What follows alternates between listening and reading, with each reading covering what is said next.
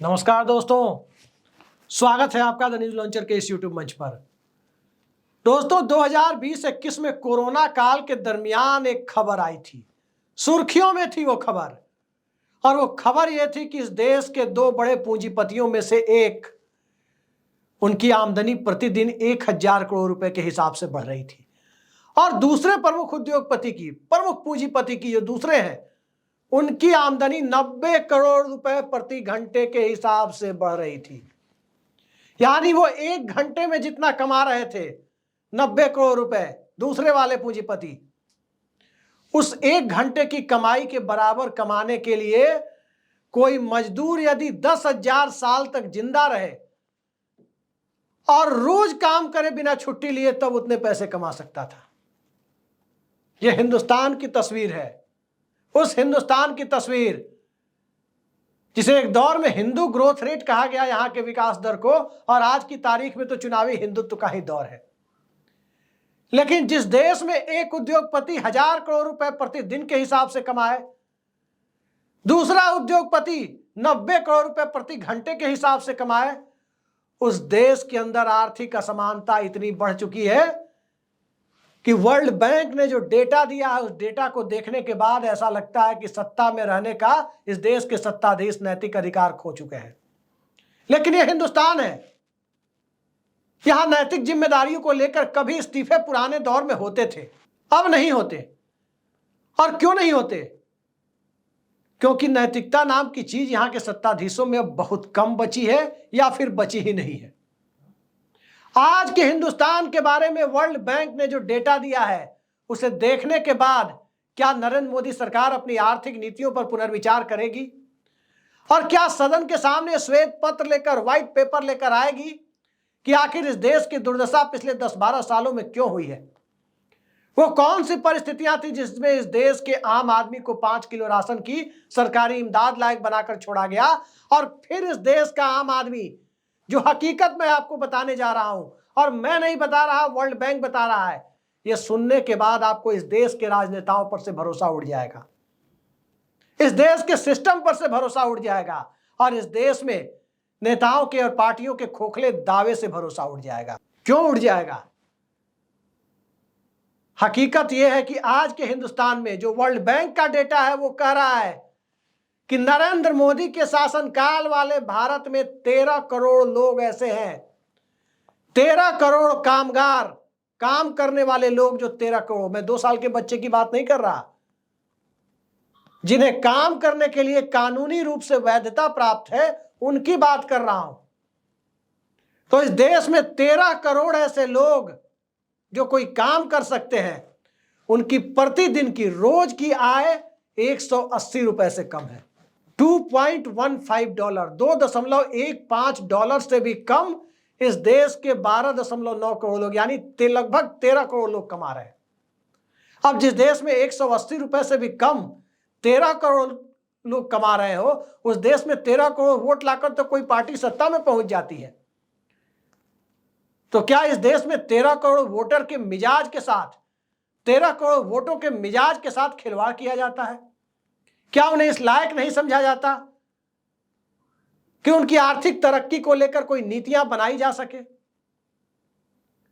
यह हकीकत है आज के भारत की कि 13 करोड़ लोग अब भी, गरीबी हटाओ, गरीबी मिटाओ, इस देश में 4 ही जातियां हैं, उसमें एक जाति गरीबी है, गरीब है। तो क्या उस गरीब नाम की जाति की गरीबी को का दोहन करके सत्ताधीश वोट लेते रहेंगे और नीतियां सिर्फ और सिर्फ कॉर्पोरेट के पक्ष में बनती रहेंगी? यही हिंदुस्तान है आज का। यही धर्मनिरपेक्ष समाजवादी शब्द की जो भारतीय संविधान में व्याख्या की गई है, प्रस्तावना में जिस बात को कहा गया है, क्या यही धर्मनिरपेक्ष समाजवादी राष्ट्र है? और इस राष्ट्र के अंदर 13 करोड़ लोग ऐसे हो जिन्हें 2 जून की रोटी के लिए पैसे जुटाने मुश्किल हो, 180 रुपए से भी कम पर गुजारा कर रहे हो, तो इस देश की क्या स्थिति है, आप अंदाजा लगा सकते हैं। दुनिया में सैकड़ों देश आपको ऐसे मिल जाएंगे जिनकी जनसंख्या 13 करोड़ नहीं है। भारत में सिर्फ उत्तर प्रदेश को छोड़ दे, या नई जनगणना तो हुई नहीं है, अगर 2011 की जनसंख्या को, जनगणना को ही आधार माने, जो अंतिम जनगणना है, उसमें उत्तर प्रदेश को छोड़ दे तो तमाम राज्य इस देश में ऐसे हैं जिनकी जनसंख्या 13 करोड़ से कम है। क्या महाराष्ट्र जितना बड़ा राज्य है या बिहार में जितने लोग रहते हैं उनसे कहीं ज्यादा लोग 180 रुपए रोज से कम पर गुजारा कर रहे हैं? 180 रुपए में मिलता क्या है? काम चलने लायक चावल भी 50-55 रुपए किलो से कम नहीं मिलता। 180 रुपए रोज से कम पर इस देश के 13 करोड़ लोग गुजारा कर रहे हैं। दूसरा आंकड़ा भी मैं आपके सामने रखता हूं और वो आंकड़ा विश्व बैंक का ही है। $2.15 यानी भारतीय रुपए के मौजूदा दर के हिसाब से देखें तो लगभग 180 रुपए या उससे कम पर जो गुजारा करते हैं उन्हें अत्यंत गरीब माना जाता है। गरीबों में भी गरीब माना जाता है। तो जो गरीबों में गरीब लोगों की संख्या इस देश में लगभग 13 करोड़ है। और देश के प्रधानमंत्री क्या कहते हैं? मित्रों, मैं कभी चाय बेचता था। कभी वो क्या कहते हैं कि मैंने 40 साल तक भिक्षा मांगकर जीवन जिया है। और फिर दूसरी बार वो अमेरिका में जाकर कहते हैं कि राजनीति में कोई पद लेने के पहले वो 29 देश अमेरिका के घूम चुके हैं। 29 राज्य अमेरिका के, यूएसए के 29 राज्यों का दौरा कर चुके हैं। बताइए साहब, मैं आप अपने दर्शकों से पूछना चाहता हूं, हमारे व्यूअर्स बताएंगे कि वाकई इस देश में ऐसी स्थिति थी? जो प्रधानमंत्री कह रहे हैं तो सच ही कह रहे होंगे, क्योंकि वो 40 साल तक गरीबी देखे हैं, भिक्षा मांगकर खाए हैं और कोई पद लेने के पहले वो भिक्षा ही मांगते थे। इस बात को करीब करीब वही कह रहे हैं। तो वाकई ये देश उस दौर में सोने की चिड़िया हुआ करता था क्या, जहां एक भिक्षा मांगने वाला व्यक्ति भी अमेरिका के 29 राज्यों में घूमकर चला है? या तो प्रधानमंत्री गलत बोल रहे हैं या वाकई इस देश की स्थिति ऐसी थी पहले, भारतीय जनता पार्टी का शासन आने के पहले, जिसका जिक्र नरेंद्र मोदी कर रहे हैं। कुछ तो बात होगी। दोनों बातें सही नहीं हो सकती कि 70 साल में क्या हुआ। 70 साल में यही हुआ कि इस देश में भिक्षा मांगने वाला व्यक्ति बकौल नरेंद्र मोदी वो अमेरिका के 29 राज्यों का दौरा कर चुका होता था। अब एक दूसरे आंकड़े पर आते हैं। दूसरा आंकड़ा यह कहता है कि जो मध्यम आय वर्ग वाले देश में जो सामान्य गरीबी की परिभाषा वर्ल्ड बैंक ने तय की है, मध्यम आय वर्ग, मिडिल इनकम ग्रुप वाले देश, उसमें गरीबी रेखा से नीचे रहने वाले लोगों के लिए $6.85 प्रतिदिन से कम कमाने वाले लोगों को गरीब माना गया है। अब $6.85 को यदि आज की करेंसी में आप देखें तो लगभग 576 रुपए होते हैं। 576 रुपए से कम कमाने वाले लोग इस देश में कितने हैं पता है? जितने 1990 में थे, 34 साल पहले, उससे कहीं ज्यादा है, बहुत ज्यादा है। 1990 में सोचिए, आज अक्टूबर का महीना है जब ये डेटा आया है, और 1990 में भी जब ये डेटा आया होगा तो अक्टूबर का ही महीना होगा।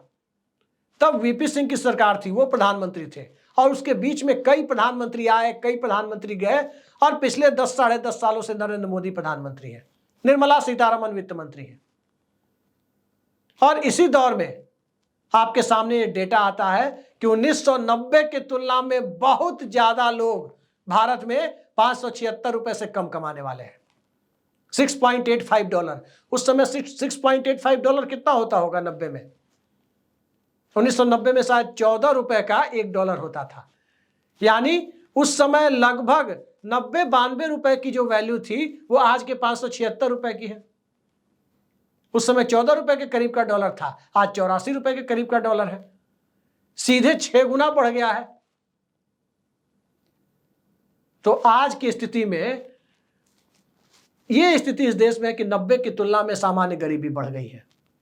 और जब 1990 की तुलना में सामान्य गरीबी इस देश में बढ़ गई है तो क्या इस देश के बारे में हमने ये किया, हमने वो किया, इस देश में को विश्व गुरु बनाना चाहते हैं, अमृत काल आ गया, तमाम तरह के जो दावे किए जा रहे हैं, इस दावे का कोई आधार बचता है क्या?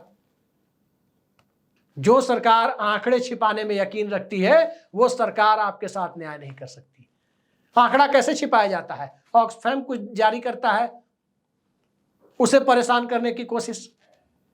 ऑक्सफैम के अलावा देखिए बहुत सारी सरकारी मानकों को और डेटा जारी करने वाली संस्थाओं को डेटा जारी करने पर ही एक अघोषित रोक लगा दी जाती है। और छोड़िए, सामान्य जनगणना भी नहीं होती है, हर 10 साल पे जनगणना होती थी। 2011 में जनगणना हुई, 2001 में हुई, 1991 में हुई, 81 में हुई, मतलब 1881 से लगातार जनगणना हो रही है। और जब 1881 से लगातार जनगणना हो रही है, तकरीबन 14 बार जनगणना हो चुकी थी, तो 15वीं बार जनगणना होने में क्या दिक्कत थी? 2021 में कहा गया कोविड आ गया। ठीक है, 2020-21 में कोविड था, 2022 में तो जनगणना हो सकती थी। सब काम हो रहा है, इलेक्शन हो रहा है, वोट मांगा जा रहा है, सोशल डिस्टेंसिंग की बातें खत्म हो गई कब की। वोट मांगने के दरमियान कोरोना की प्रचंड लहर में बंगाल में वोट मांगा गया और दीदी ओ दीदी जैसे बोले गए, तब कोरोना नहीं हो रहा था लोगों को। लेकिन जनगणना कराने से, सामान्य जनगणना कराने से कोरोना फैल जाएगा।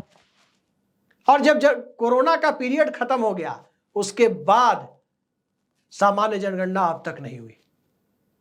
तो जब सामान्य जनगणना नहीं हुई तो भला जाति जनगणना और आर्थिक आंकड़े जारी करने की कौन सोचता है? गरीब है, गरीबी में मरते रहे, अमीर है, अमीरी का लुत्फ उठाते रहे, महंगी गाड़ियों में चलकर, पोर्श में और BMW में चलकर मैंने खुद देखा है और खुद महसूस किया इस चीज को कि मैं एक सीनियर ब्यूरोक्रेट के साथ एक बार एक बहुत महंगी गाड़ी में दक्षिण दिल्ली की सड़कों से गुजर रहा था और बहुत महंगी गाड़ी थी। और उस महंगी गाड़ी में बैठे हुए जो ब्यूरोक्रेट थे, जो नौकरशाह थे, फ्लाईओवर के नीचे चादर बिछाकर सोए हुए एक गरीब आदमी को देखकर कह रहे हैं कि इस देश में सबसे ज्यादा सुकून की जिंदगी वो गरीब आदमी जो फ्लाईओवर के नीचे सो रहा है वो जी रहा है। और वो अपनी व्यथा बताते हुए कहते हैं कि हम लोग तो बहुत टेंशन में हैं। यह इस देश की गरीबी के ऊपर नीति बनाने वाले लोगों का एक क्रूर मजाक है। कैसा क्रूर मजाक कि 1.5 करोड़ 2 करोड़ की गाड़ी में चलने वाले, चाणक्यपुरी में, दिल्ली के चाणक्यपुरी में सरकारी बंगले में, पॉश बंगले में रहने वाले और जिलाधिकारी से शुरू कर ऊपर तक बड़े अधिकारी के तौर पर अपनी पहचान बनाने वाला व्यक्ति इस देश की एक गरीबी के ऊपर यह कहता है कि वो सुकून की जिंदगी जी रहा है। ऐसे ही लोग पॉलिसी बना रहे हैं। क्या राजनीति, क्या ब्यूरोक्रेसी, क्या उद्योगों के द्वारा प्रभावित करने की कोशिश। सारे घराने रतन टाटा और टाटा घराने नहीं हो सकते। और आर्थिक असमानता का बढ़ता स्तर इस देश में आर्थिक तरक्की को भी रोक रहा है। मिडिल क्लास से लोग बीपीएल और एपीएल के बीच झूल रहे हैं। और जब बीपीएल और एपीएल के बीच झूल रहे हैं तो मैन्युफैक्चरिंग नहीं बढ़ रही है। तो फिर मेक इन इंडिया कहां गया? Make in India, startup India, stand up India कहां गया? पूरे देश में चाइना का माल ठेला हुआ है, खिलौने से लेकर पतंग उड़ाने वाले माझे तक और साइकिल तक,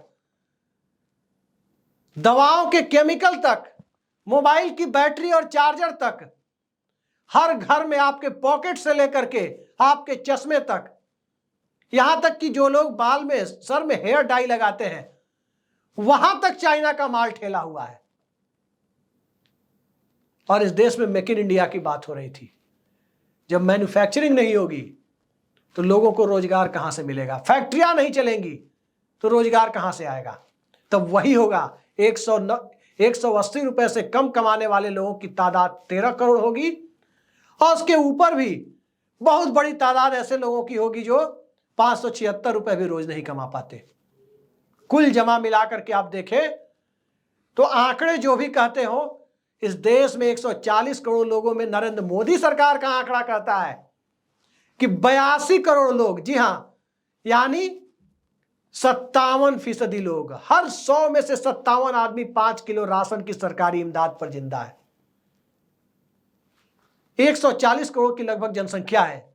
जनगणना तो हुई नहीं 2011 के बाद, लेकिन अनुमानित जनसंख्या 140 करोड़ है। और जब 140 करोड़ इस देश की जनसंख्या है, उसमें 82 करोड़ लोग 5 किलो राशन की सरकारी इमदाद पर जिंदा रहने की स्थिति में पहुंच गए हैं, तो आप अंदाजा लगा सकते हैं कि विश्व बैंक जो कह रहा है उसके पास भी सही डेटा नहीं है।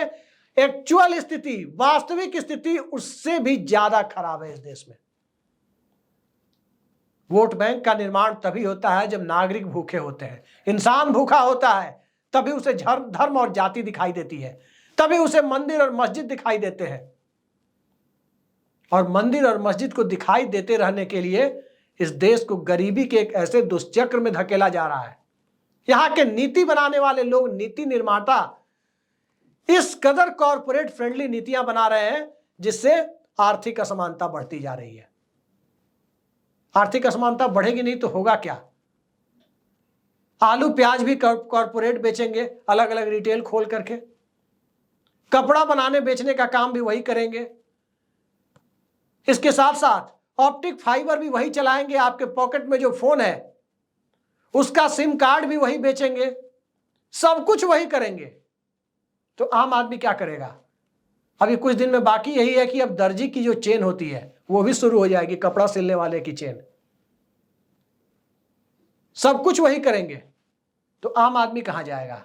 वो उद्योग नहीं लगा सकते। जिनके पास सामर्थ्य है, कभी टाटा घराने ने कुछ लगा दिया, और आज की तारीख में जिनके पास सामर्थ्य है, कोई भी उद्योगपति हो, वो कर क्या रहे हैं आखिर? आलू प्याज बेच रहे हैं। किसानों की फसल कैसे खरीदी जाए, अपने पक्ष में विवादास्पद कृषि कानून कैसे बनवा लिए जाए, उसके लिए बड़े बड़े साइलोज बना दिए जाते हैं कानून बनने के पहले ही पंजाब और हरियाणा में। पेंशन का पैसा कैसे, न्यू पेंशन स्कीम का, एनपीएस का पैसा कैसे मार्केट में खेला जाए लगा करके, उसका जुआ बनाने के लिए अपने पक्ष में नीतियां बनवा लेते हैं। और उधर आम आदमी बैठे रहो, राशन आएगा 5 किलो और खाता चेक करते रहो मोबाइल में, कभी 500-1000 रुपए भी खाते में आ जाएंगे। वही उसकी हैसियत रह गई है। और यही व्यवस्था है, और इसी व्यवस्था को मौजूदा दौर में भारत में स्वर्णिम लोकतंत्र का नाम दे दिया गया है, अमृत काल का नाम दे दिया गया है। तो अमृत काल का अमृत हो या विष हो, उसे पीने के लिए आप तैयार रहिए। आज के लिए इतना ही। नमस्कार।